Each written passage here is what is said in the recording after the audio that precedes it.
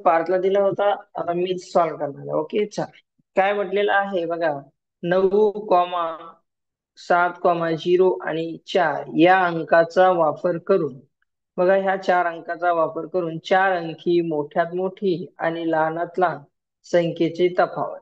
तफावत म्हणजे कोण रे, कोण सांगणार? तफावत म्हणजे, चला, तफावत म्हणजे काय? सर मी सांगू. हा, सांग. सर तफावत म्हणजे त्यांच्या मधला फरक. ओके, फरक. ओके, फरक बरोबर आहे. खरे सगळे सांगा.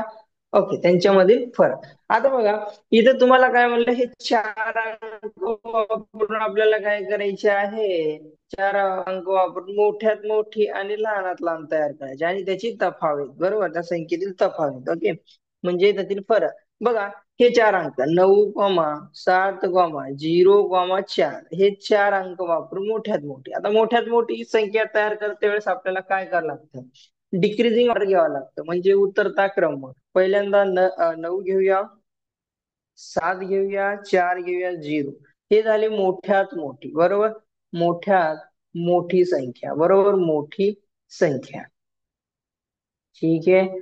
2. आता मग नंतर लहानात लहान संख्या घेते वेळेस आपल्याला उतरता क्रम लावावा लागतं, पण 0 लावल्यानंतर 3 अंकी संख्या तयार होते. त्यासाठी थोडीशी मोठी त्याच्यापेक्षा 4, त्याच्यानंतर 0, त्याच्यानंतर 7 आणि त्याच्यानंतर 9, ही झाली लहानात लहान, बरोबर, लहानात लहान संख्या.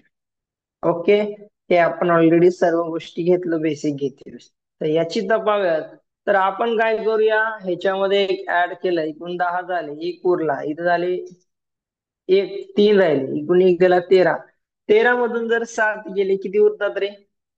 13 मधून 7 गेल्यानंतर 6 उरतात, बरोबर, 6 उरले. ठीक आहे, इथं राहिले 6. ओके, त्याच्यानंतर इथून 9 मधून जर 4 गेले तर 5 उरले, म्हणजे 5,661, बरोबर, 5,661 ऑप्शन कुठलं दिसते? 5,661, पर्याय क्रमांक डी.